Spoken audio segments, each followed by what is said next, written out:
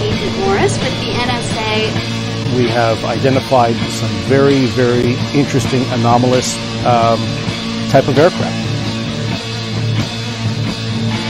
Traffic is quite luminous and is exhibiting some non-ballistic motion. Over. Move very rapidly at any speed or whether any direction it wanted to go. Fly could change and go to the right or the left or go crossways without hesitating a bit. What do you think it was? Well, if they call it a flying saucer, that's what it is.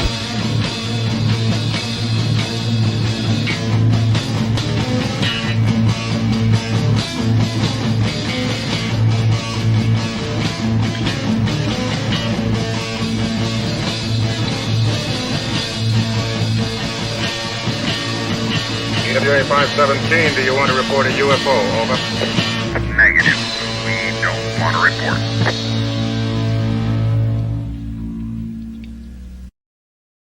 Look, it wasn't my worst Wednesday night.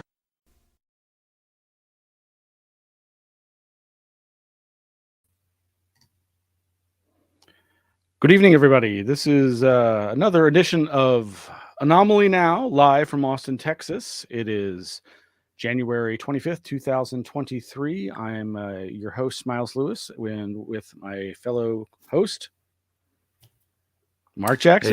Hey, everybody. Hey, Smiles. How you doing? It's been a while. It has been quite a long time. Trying to get back in the saddle here, as they say. Our last show, doing this weekly Anomaly-NOW, Anomalous Headline News Roundup every Wednesday nights at 7 p.m. Central Standard Time. The last time was well over a year ago. Getting closer to 2 years. The last show was, in fact, back in April 7th, 2021. Man. And gosh, the world doesn't slow down. There's always so much going on, so much anomalous news in the headlines.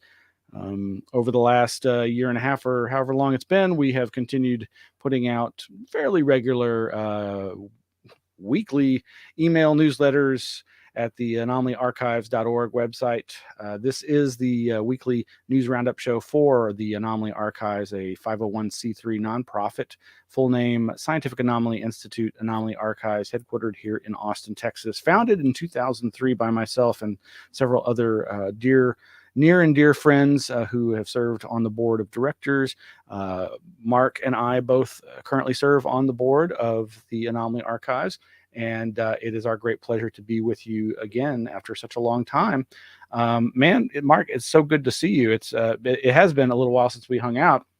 Of course, there were all those other interruptions, hanging out in person, the pandemic, the lockdowns, and all that, things slowly getting back to the new normal, whatever one wants to make of that. But it's certainly a pleasure to join you and to get the opportunity to discuss these subjects that are so near and dear to our hearts. That is how we met, was being introduced by mutual friend Robert Powell of the formerly of MUFON, then one of the founding members of SCU, Scientific Coalition for UAP Studies, if I'm getting the name correct, who reached out and put us in contact back when the Anomaly Archives was at our last greatest location, downtown Austin on the interstate frontage road there on the north side of the river. Unfortunately, for those of you who've been following us, you know the sad tale of us losing our lease as part of the ripple effects of the pandemic. And ever since the snowpocalypse of February 2021, the Anomaly Archives collection of over 7,000 books, thousands of periodicals and paper files has unfortunately remained in storage, but we are working tirelessly to find a new location and to revive our operations. And in the meantime, as I say, the world does not slow down. Before we dive into so many of the things that have happened between now and then, we are planning on doing in the near future a kind of a retrospective year-end review that are always so popular for 2022. Recently went through our news headline archive and found a bunch of stuff, way too much stuff to cover completely, but we'll be at some point in the near future trying to cover the highlights of that. And But I did just want to say, on a personal level, part of the difficulties and challenges facing me personally that had largely led to my withdrawal from doing this show on a more regular basis was the circumstances surrounding all the challenges we're facing with the Anomaly Archives. But then in the September 2021, I lost my father to COVID, and it's been a long trek to overcome the grief associated with that. But it's we do the best we can. I also so want to raise a glass to my dad, whose birthday was just oh wait, it's my invisible glass. To my dad, who would have been 70 years old this Monday, January 23rd. Sadly, I also just heard yesterday that a friend who I'd known since the 1990s, Brian Gear, passed away. And he was a very amazing writer, an amazing storyteller, an amazing person. And I'm so thankful that he came back over from Poland, where he's been living the last many years, and visited all his friends and family here in Texas back in November. And we got to see each other, give some hugs, and tell more strange stories. And he went back to the other side of the pond and passed away peacefully yesterday. And at some point I'll be reposting. He recently did a micro memoir, one might say, called Brief and to the Point. And he put out about 30 plus chapters, giving, encapsulated versions of times in his life. And I was honored to be a part of one of those chapters, where he reflected on how we met and got to know each other. And he had some really nice, wonderful things to say about me, about my introducing him to some of the best UFO books he ever read.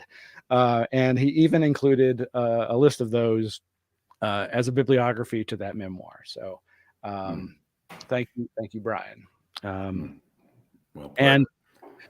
But I know everybody has their own trials and tribulations to go through, and I wish everybody the best, and want us to all persevere through these challenges. So, and if I may, Miles, it's just like everybody to know that without the strong leadership and vision of Smiles through the last year and a half, the archives has been, on the ragged edge, so to speak, but we made it through due to strong volunteer work and really strong board members. We recently added some board members, so we're turning the corner, and we made it through, and the future looks bright for the archives. And I think tonight's show is kind of a way to demonstrate the strength that the archives have shown over the last year and a half, almost 2 years, as you pointed out. So thank you, Miles. Well, thank you, Mark. It's a pleasure to serve with friends who share these interests and who want to preserve anomalous history. The mission and goals of this nonprofit charity are the preservation of materials that involve the seeking of truth about these strange phenomena, whether it be the nature of human consciousness, parapsychological phenomena, psi, ESP, clairvoyance, psychic remote viewing, that sort of thing, dreams, telepathy, to the ideas surrounding all the different theories for explaining things like UFOs, UAP, unidentified fantastic observations, or unassimilated fantastic observations, as I like to call them, or unidentified aerial phenomena, as the more recent popular acronym likes to describe them. And that's really going to be the focus of a lot of our discussion tonight, of course, because for the last several years, ever since December of 2017, when Tom DeLonge went public with Lou Elizondo, Hal Puthoff, Jim Simivan, and Chris Mellon, and so many others, about the program that Lou Elizondo had been a part of, and the subsequent revelations about the nature of OSAP and ATIP, ATIP being a nickname for OSAP, and the true nature of OSAP being perhaps more about investigating poltergeist-like phenomena at Skinwalker Ranch as opposed to UFOs and UAP, as we've been led to believe. But that's part of the controversy and dialogue back and forth about the true nature of that. But what has resulted from this? Well, all along, Tom DeLonge has said that his goal was to bring about whistleblower protections so that all the secret information that's been squirreled away for our best intentions and protections of national security can be finally revealed, and the technological developments rolled out, and the amazing information be a spark for the imagination and creative forms of infotainment. Well, a lot has happened since then, if you've been following along.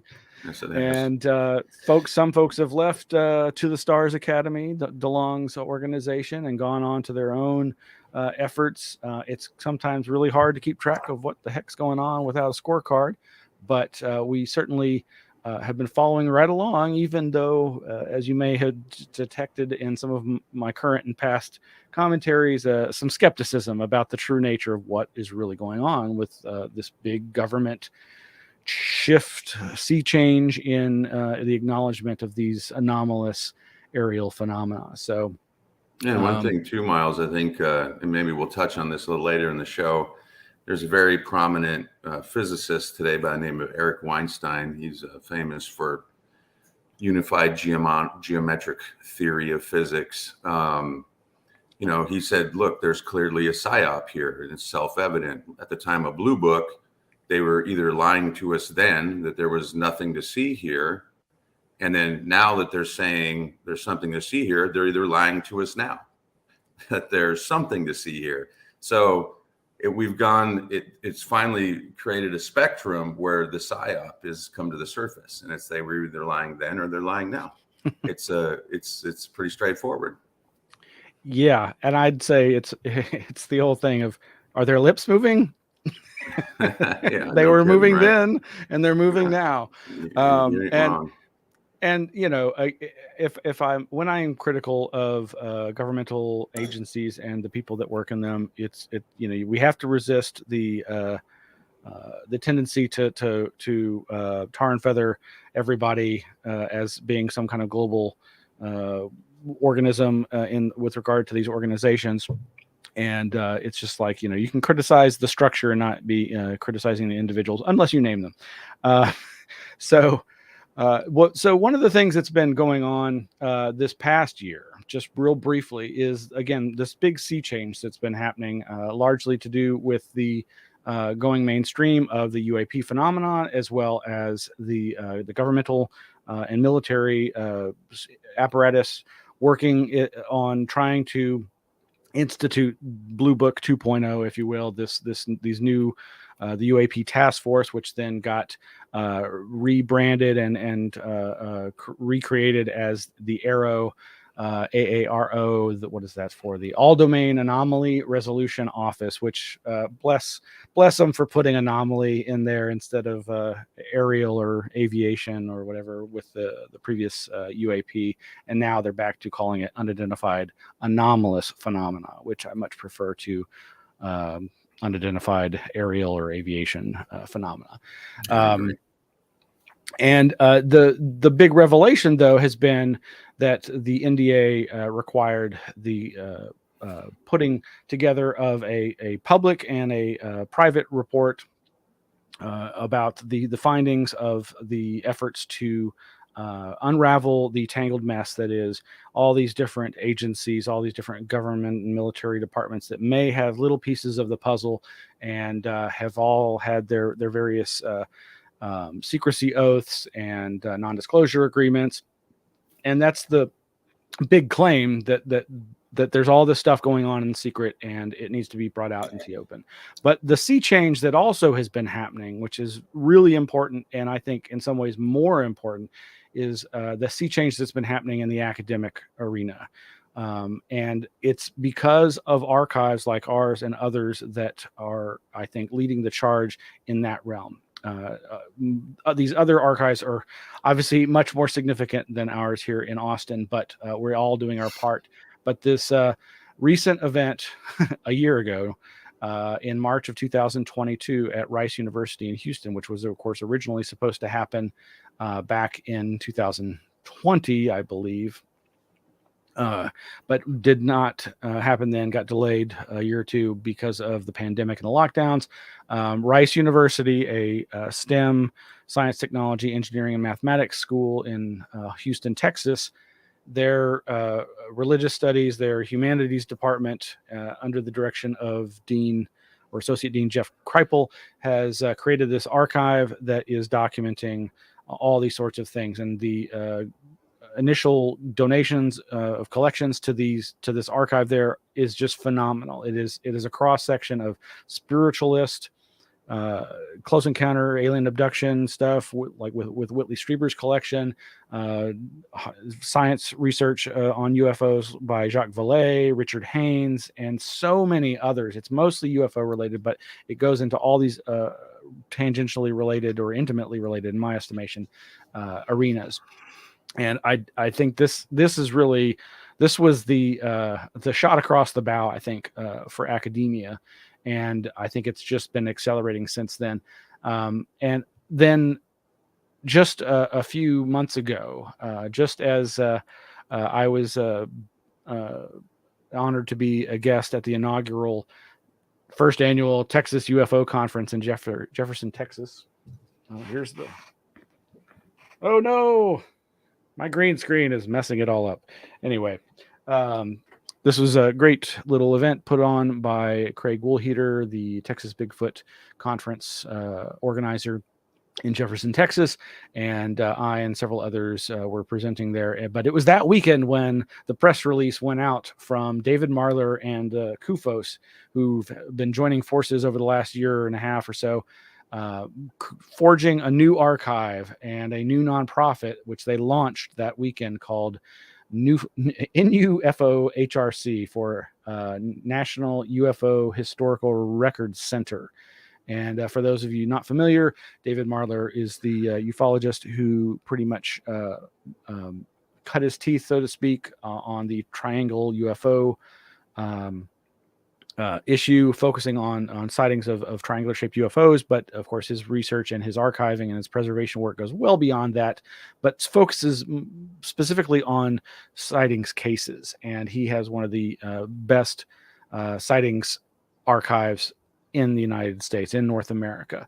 Of course, over in Sweden is the inspiration for the founding of the Anomaly Archives, the Swedish Archives for UFO Research, formerly AFU, Archives for UFO Research, now still AFU, but Archives for the Unexplained, because they have encompassed all the strange phenomena that represent the periphery of the connectedness of the strange thing that is the UFO.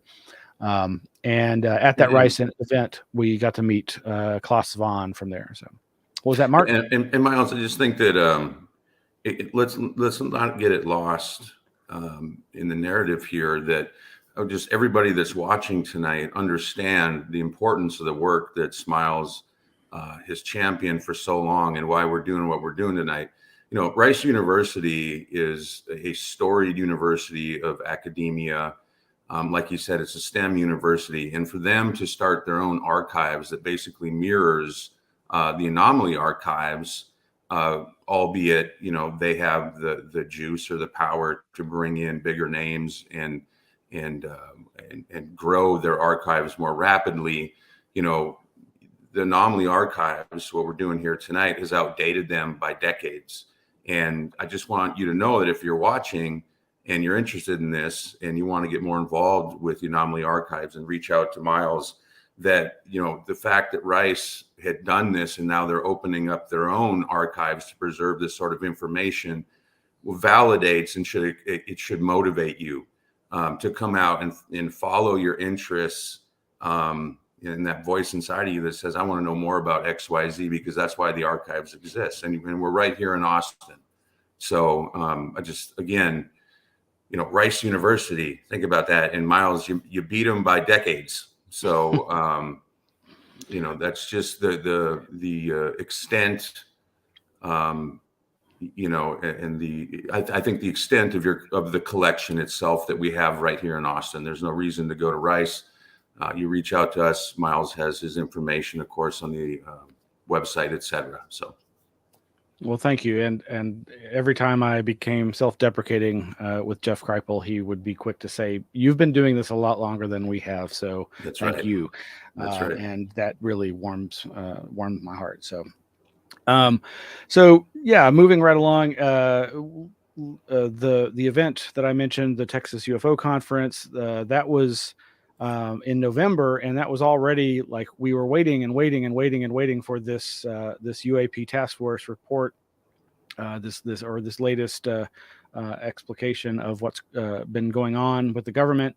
And there were rumors that it had the secret version had dropped, or at least was being previewed to people in the intelligence committees. Back, I think it all may have been rolled out October 31st, Halloween, War of the Worlds, folks.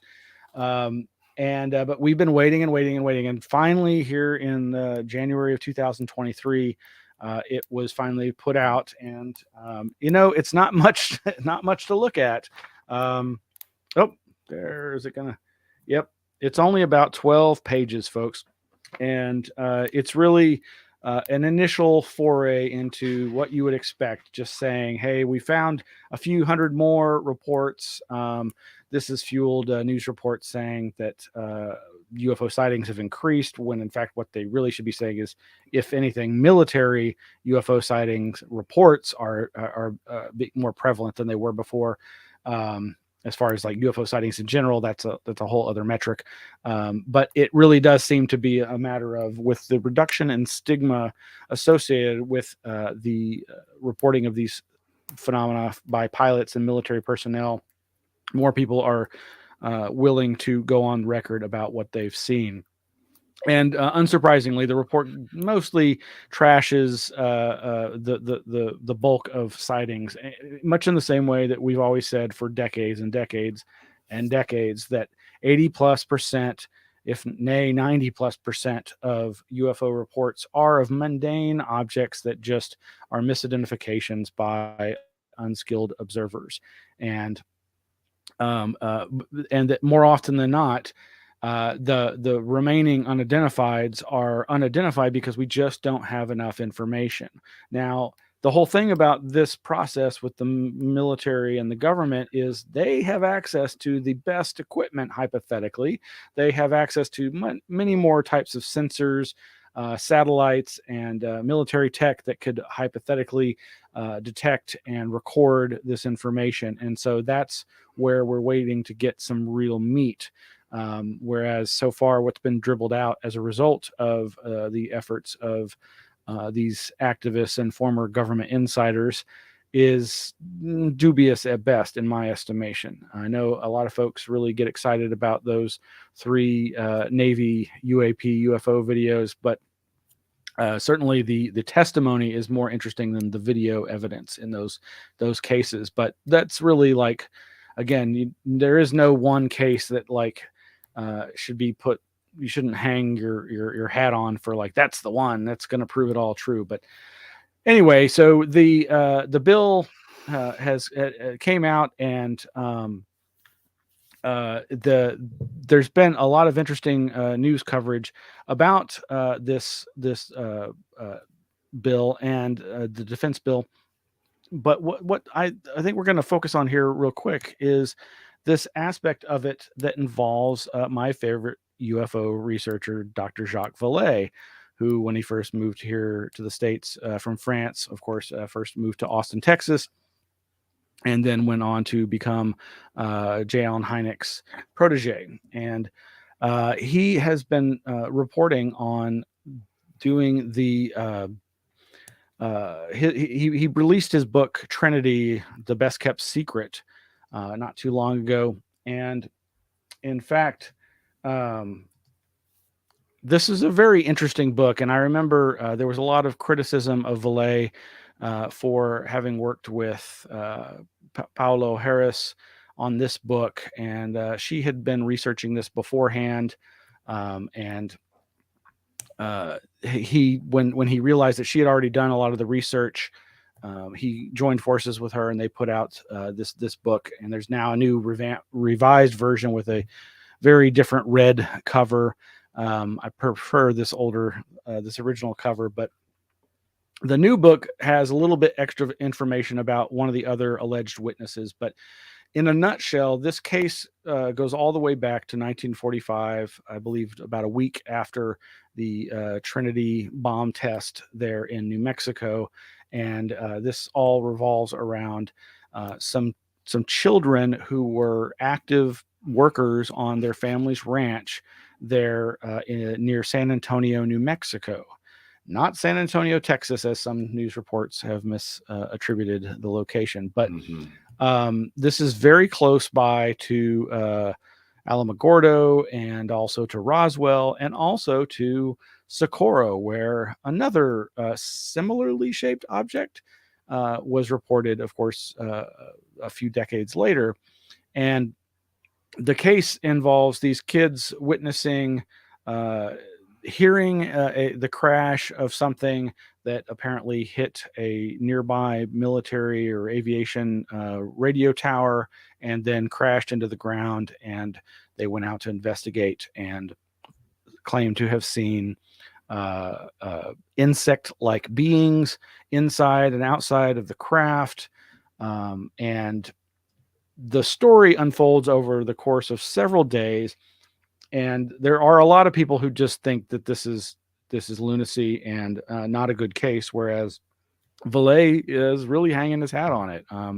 He has never been one to shy away from using child witnesses. Now, of course, the children are now much, much older. And in fact, I think there's only one of the two original kids is still alive. Right. And so, again, people are critical of this testimony from older people about stuff that happened when they were children.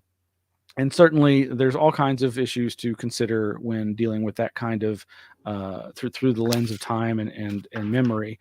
Some of the other researchers out there that I know have been very skeptical of this include Kevin Randall. Kevin Randall's an old hat in the UFO scene.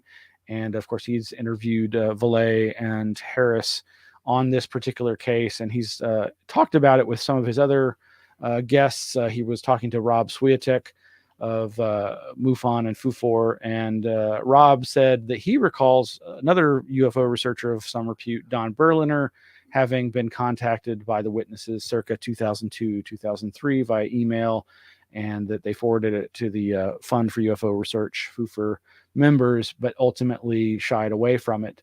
Kevin Randall also said that he and Don Schmidt were contacted circa 1996, 97 by Remy Baca, one of the surviving witnesses. And they passed on it. They did not seem that interested. And Kevin also says that he again got emails as far back as recently as 2010.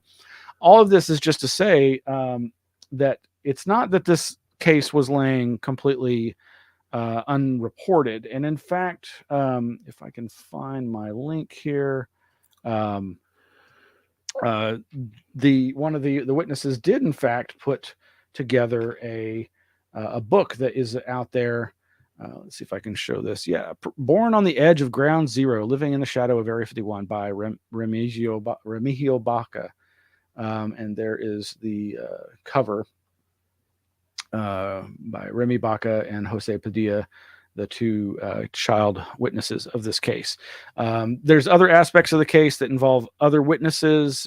There was what's often described as angel hair, or what looked like the classic foil streamers that you put on a Christmas tree, the tinsel, or that may have been some kind of fiber optic or some other kind of chaff like substance. But this has triggered a wave of new UFO articles in the mainstream that claim that this NDAA and Defense Authorization Bill, besides having in it the section dealing with unidentified flying objects. Here is the text for Section 1652, Establishment of Offices to Address Unidentified Aerial Phenomena. There's apparently an amendment to this that was entered by a Representative Gallagher that requested the changing of the oldest time from 1947, the Roswell case, of course, being the reason for that. Well, and also that was the beginning of the modern, not just the modern UFO era, but the beginning of the national security state with the formation of the CIA, as well as the breaking off, I believe, then thereabouts of the Air Force from the Army Air Corps. But allegedly, the date was pushed back 2 years because of this Jacques Vallee book. That is the claim made in a number of different articles. Deneuze, or I don't know how you pronounce it, dnews.com reproduced this New York Times article, Did Aliens Land on Earth in 1945? A defense bill seeks answers. And in this article, there's a quote: "The American public can reasonably expect to get some answers to questions that have been burning in the minds of millions of Americans for many years," said Christopher Mellon, a former Deputy Assistant Secretary of Defense for Intelligence. "If nothing else, this should either clear up something that's been a cloud hanging over the Air Force and Department of Defense for decades, or it might lead to another direction, which could be truly incredible. There's a lot at stake." I mentioned this amendment was introduced by Representative Mike Gallagher, a Wisconsin Republican and a member of the Armed Services Committee. Mr. Gallagher, who declined an interview request to this New York Times journalist, said in a brief statement that, quote, "A comprehensive timeline of unidentified aerial phenomena in U.S. government records was needed, and that the amendment would ensure a full review of, quote, all U.S. government classified and unclassified information." And this is the part that's so amazing about this. There is allegedly, apparently, an effort to include whistleblower protection for, and this again goes back to what Tom DeLonge said before he even launched to the star. Well, before he went public with Lou Elizondo in 2017. This idea that we need to have these protections in place, otherwise people are not going to speak out, because of course the mythology and probable truth is that people get threatened with all sorts of bodily harm or ruining of careers for the possibility of them revealing some of these secrets, allegedly. But this New York Times article is very interesting. There's quite a bit in it that's worth noting. But again, they quote Jacques Vallee as saying that members of Congress have copies of this book and that they are aware of this case, and that's why they want to go back to 1945 in their search of the records. Now, there's other interesting aspects from the book, too many to mention, but at one point, Vallee speculates that maybe these documents are residing in some Atomic Energy Commission files or something like that, Department of Energy. And again, that's part of this idea that there are all these different alphabet agencies and government organizations that may have pieces of the puzzle. Whatever you think about this particular case, one of the things that kept getting overlooked in others' initial criticism of it, as far as I could tell, was they would fail to mention the third witness, which was a military pilot who apparently witnessed he could see from the air the quote unquote craft, the avocado shaped craft. And that's the thing. It has something, the shape has more in common with the Socorro case, as well as I believe it's the Valenciennes, France case that Vallee would investigate decades later. So it is not your classic disc shape or crescent shape, but a egg or avocado shape. And this has been getting a lot of press, including, let me go back. So they in the initial publishing of the book, Trinity, they mentioned this witness, he, again, a pilot, and they found the records indicating that he did report what he saw, which is apparently what led to the military moving into the area, cordoning it off and securing the craft and taking it away. But before that happened, these kids got up close, supposedly stole something from inside the craft. The entities that they had seen were gone after a point, and they never knew whatever happened with them. That's not really known. But the entities themselves were very unique, not totally out of the ordinary. Insect-like beings do get reported, but that was an interesting aspect of this, that they kind of, I think, described them as being like mantises or ants, and that some of them were in great distress. But this aviation witness, I think they've expanded in the new Vallee Harris reprint of Best Kept Secret Trinity, expound more on that witness. Now, that witness is no longer alive, and I've only recently discovered that I think they were relying on the witness's son, who relayed his father's testimony to the best of his memory.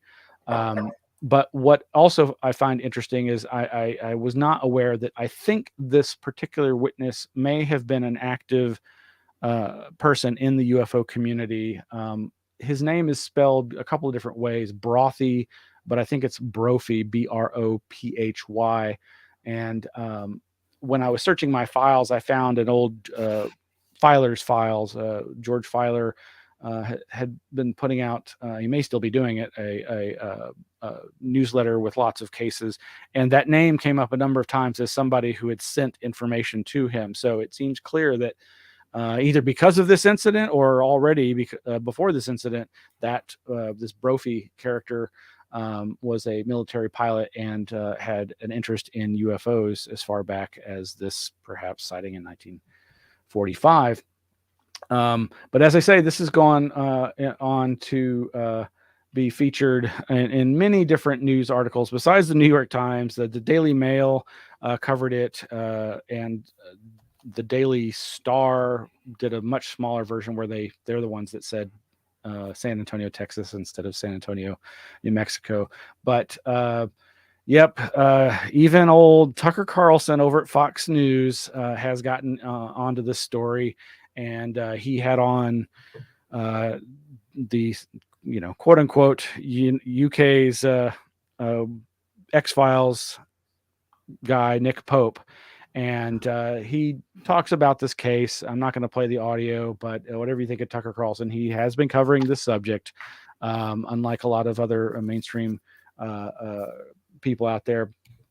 And I guess not to be too down on old Nick Pope, but it's no surprise that he ends up being the one on there just kind of parroting what Tucker's saying and not adding anything new to the discussion. But it's only a 3-minute piece, so you can make of it what you will, and we'll post the link there in the show notes. Here is them later talking about it, and the Roswell before Roswell, as it's being called.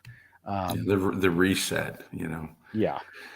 There's things about this case or about this, what's come to light too, Miles, is really interesting is that, before Vallee came out with this book, as you mentioned, by the way, this case was being, researched before Vallee got involved. But, Roswell's July 1947 in the Trinity, which is a town actually in New Mexico, that was in July of 1945. So this is 2 years previous. And as you pointed out, the big difference here is that this is an avocado-shaped craft, according to the children. And as you said, this third witness and a variety of other people, and this is 2 years before, famously Kenneth Arnold would come in and coin the phrase flying saucer.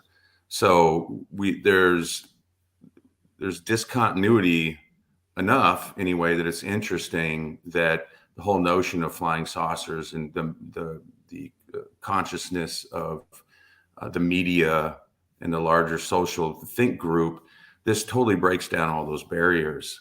Now, what I think is really interesting is that the first atomic bomb was tested 4 days before this craft appeared. And if you listen to what Vallee says, why he thinks that's so important, is because he thinks that, or he posits in one, you can look it up, but he posits that it's possible that we we cracked the nuclear code, so to speak. We make our first nuclear bomb, atomic bomb, that is, not hydrogen, but atomic bomb. And then, 4 days later, all of a sudden, like a pen dropping out of your hand onto a desk, this object falls onto the ground, almost like, hey, you guys think you're so smart? Well, guess what? Look at this, and he's a deep thinker in that way, thinking outside of the nuts and bolts area. He's thinking, why would this happen so close to the first atomic bomb exercise? And, there's part of him and his theories that says there's something else out there to consider that's saying, hey, you think you're so smart? Why don't you look at this? And there's other really weird aspects to the case. Like you were saying, these were, like kind of praying mantis looking creatures or something. But the boys, and later as adults, witnessed them moving in the craft, what they would call as translating, like astronauts do in space, without really moving their body. They didn't move their legs. They actually just moved. Their bodies moved within the craft as if they were almost being propelled, through the craft, like the craft itself was being propelled through the air, meaning that it was devoid of any gravitational forces, etc. So these things are very interesting. But go back to the compartmentalization as to why, the Congress or the government now wants to move back and look at this case versus Roswell, is because, as you pointed out, Vallee posits again that this information is compartmentalized within the Atomic Energy Agency, who was overseeing the atomic bomb testing at the time, and the FBI, CIA, et cetera, whatever else. They didn't have the jurisdiction over the site. So when this was reported initially, all the information was funneled into the Atomic Energy Agency, which is why these other government compartmentalized agencies do not have access to it. And that's what they're really trying to do with this new bill, is they want to go in there and they want to break down that compartmentalization, and they want to get access to the records that the Atomic Energy Agency has. Now that then, has supposedly translated into that information going into the private sector, of course, where you get into the black budget projects and all those sort of things, the black vault stuff. So just really interesting the way that the case doesn't match up with your classic stuff, and the way the government now wants to go into another government agency to extract information that they don't have clear channels into. So there's a lot of validity that something happened. Nobody knows for sure except for the two kids and maybe this third pilot, et cetera. But this is a very, very interesting case. In terms of resetting what we might think is the first time that we had realized this phenomena. What I think is what's the most important thing is this predates media. This predates the term flying saucer. This predates everything. So everything these kids are saying, not only where they're from, but they weren't influenced by media. Everything after the Kenneth Arnold case, everything after Roswell, can be compartmentalized into this thing that, there's a subconscious component that they're being influenced by media in some fashion. Well, this had nothing to do with any of that. This is a very isolated case outside of media influence or, classic culture or counterculture, or whatever you want to call it. So that's what makes it very intriguing for me. Yeah, me too. And there are so many interesting details to this case. And again, it is awkward that we only the UFO community only found out about it, at least as far as I could tell. The earliest seems to be about 2002. When the surviving witnesses started reaching out to UFO researchers. And so for some, that's going to immediately make them suspect, they must be seeking celebrity status or some kind of remuneration. But from what I trust Vallee and certain researchers' ability to discern the intent of people when they meet them and spend time with them. And obviously people can be deceptive and deceive and lie and convince us of things that aren't true. But if there is a paper trail for this pilot's witnessing this, if there is at least other witnesses who say, oh yeah, no, my friends, these kids told me about this back then, yes, it would be better if there were like a diary entry or something like that. But there's actually, Miles, there's actually metamaterial. The kids, it was explained by Vallee. He said that when they had interviewed the boys, they actually took some of the material off of the ground, and he had asked them why they would take it. They actually buried it away from the site. And he asked them why they'd done that. And they said it was very similar to this very simple notion as when they were children, that always take an ornament off of the tree to kind of like memorialize the event. And it had such an impact on them that they wanted a souvenir, so to speak, from the event. So supposedly out there is metamaterial that someone is in possession of that was eventually dug up that these kids had buried for many years. Yeah. And they'd taken it from the craft. At least that is one of the legends that came out of the Trinity, story. Yeah, there's a couple of different pieces of material that are described in the book. There's the bracket that they say they removed from the inside of the craft, which has more or less been determined to be a mundane human created object, which, the supposition is, well, maybe it was the army men who had put it in there as they were securing it, because the kids kept going back at, the army personnel were there on multiple days, I think over the course of about a week at least. And so the kids kept going back and they would observe the army men, and then the army men would leave, and then they'd go and mess around and get these pieces of material. And yes, another strange part of the story is them hiding some of the material in the floorboards of one of the other houses. Mm-hmm. And another person, I believe, having a claim of a very strange encounter with some other entities that came asking about the material and scared the bejesus out of this witness, who didn't know anything about the material that was in fact there in the floorboards allegedly. But yeah, there's all kinds of strange stuff about this, and what you were saying about Vallee's speculation in the book about this being, as you say, somehow directly related, a response to our detonation of this nuclear device. There's so many things about this case that there was apparently no propulsion on this craft that we of a kind that we would understand, or certainly that these kids would understand. But even now it seems like there was nothing inside the craft that could indicate like controls or an engine. It's almost as if this strange, theatrical device and entities were just dropped from the heavens as a gift, a message, a sign, a portent. And it really reminded me of course, Diana Pasulka's book, American Cosmic, in which she talks about being taken to a debris field, I believe also in New Mexico, that is referred to among people who've been there as the gifting field, and that is supposedly littered with these strange metamaterial type pieces of seeming technology that are hidden underneath a layer of crushed aluminum and tin cans put there by the government to hide them.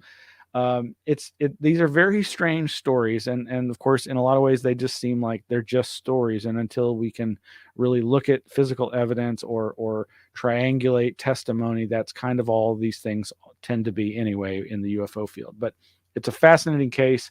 If it really has wended its way into this NDAA, National Defense Authorization bill, like that is just the strangest turn of events.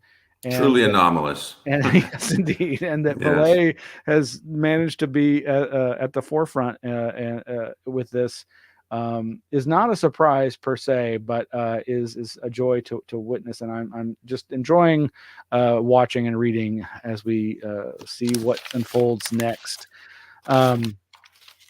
Well, we've been going on now for, let's see, I guess almost 50 minutes, but we are going to try to start doing these weekly news roundup shows. So Every, much to talk about. Wednesday, 7 p.m. Central Standard Time, right here. You could be watching us on YouTube. You could be watching us on Facebook. You could be watching us on Twitch, on Twitter. There's a number of different other outlets that we might have put it out on, but you can mainly go to anomalyarchives.org. You can find the links to our YouTube channel where all of these and many, many more hours of programming are available for free.